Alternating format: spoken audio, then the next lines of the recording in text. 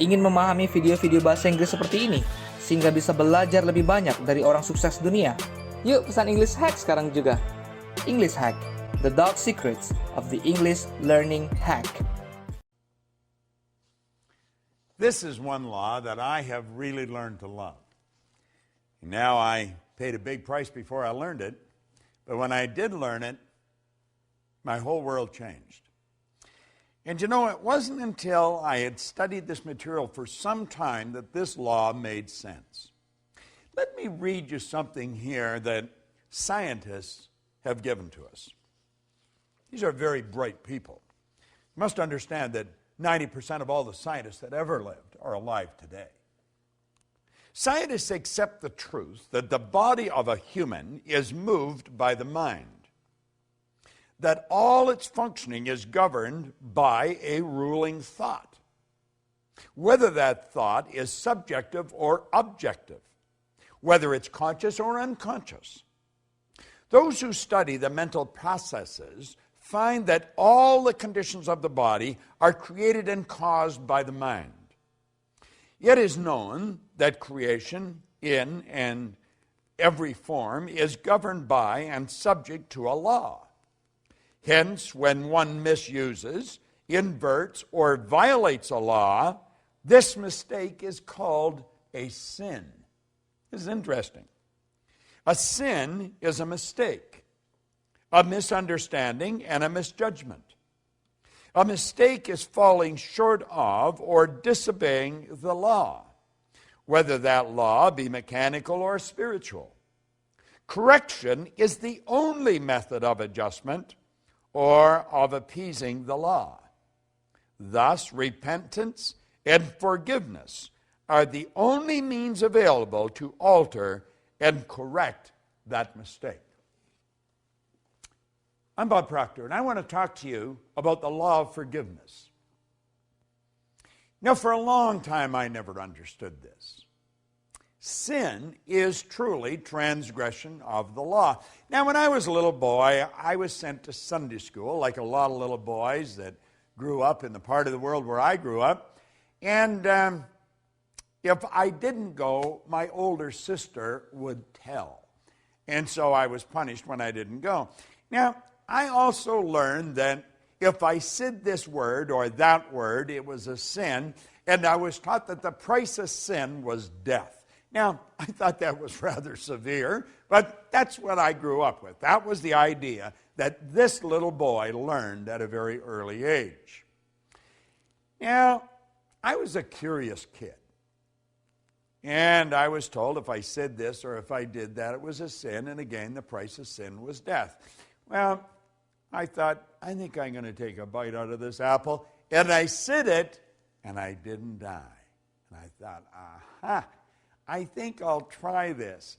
And I did it, and I didn't die. In fact, it was fun. So I thought, that mustn't be true. But you know, later on in life, as I started to learn the truth about how the universe operates, the laws, I found out it was true. It was my understanding or perception of what these people were telling me. And that was probably the problem. And it probably was even further than that. It's because of their intention of what they were saying, because I think I was getting what they were saying to me. Well, you see, there's a very basic law of life, and that law says create or disintegrate. We're going ahead or we're going back. Now, disintegrate doesn't mean that you're just going to disappear. You know, when we talk about live or die, that doesn't mean that our heart's going to stop and the blood stops flowing and we're either, incinerated or placed in the ground. That's not what that means. It means that we're either going ahead or we're going backwards. That means things are getting better or they're getting worse. If we violate the law, the price of sin is death. Means things are going backwards. Things are not going to be as good as we want them to be. If we live in harmony with the law, we're going to go ahead. So do you see, sin is transgression of the law. Price of sin is you're going to go backwards. Live in harmony with the law, you're going to go ahead. Now, forgiveness is a phenomenal concept. I never used to think much of it. I thought, forgive, what's it mean? It means let go of completely, abandon.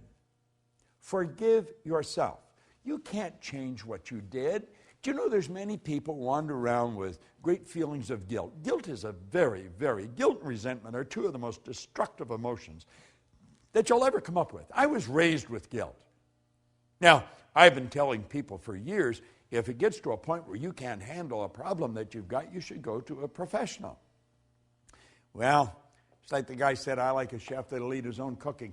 I was raised with guilt, and so I experienced a lot of guilt, and I was having difficulty getting rid of it.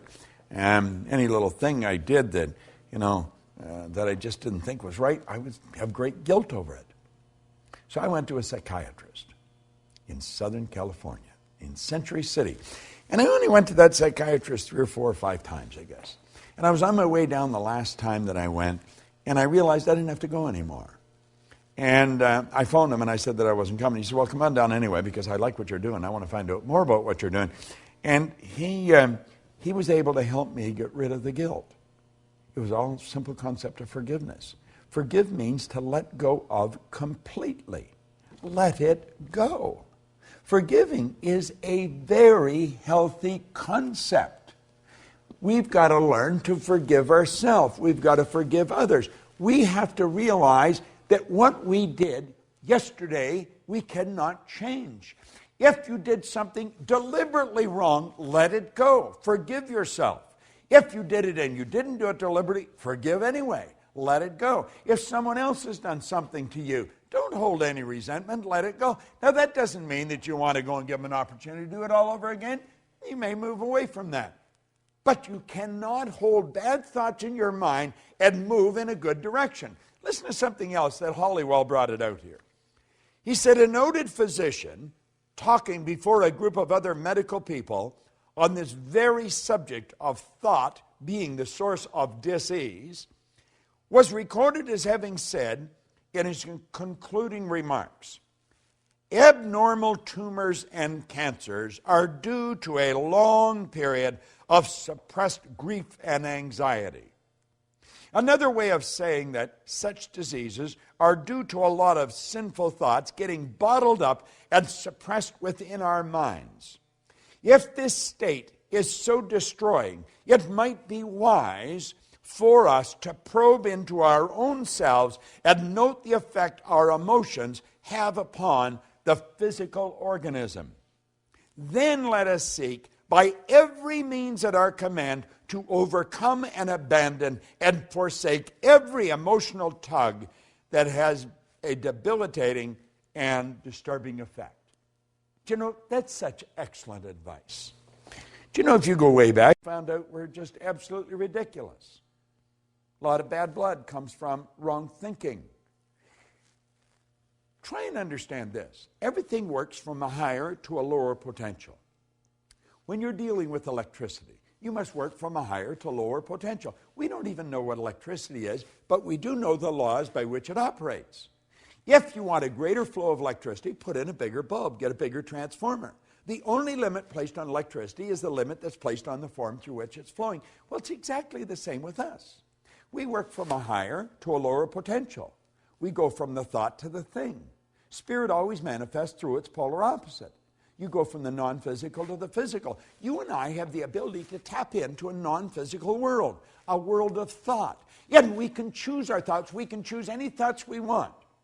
Do you know, Viktor Frankl was a Viennese psychiatrist, spent the war years in a concentration camp. And he said it was while he was in the camp that he realized that regardless of the physical or intellectual abuse that he was subjected to, no one could cause him to think something he didn't want to think. Do you know that's where attitude begins?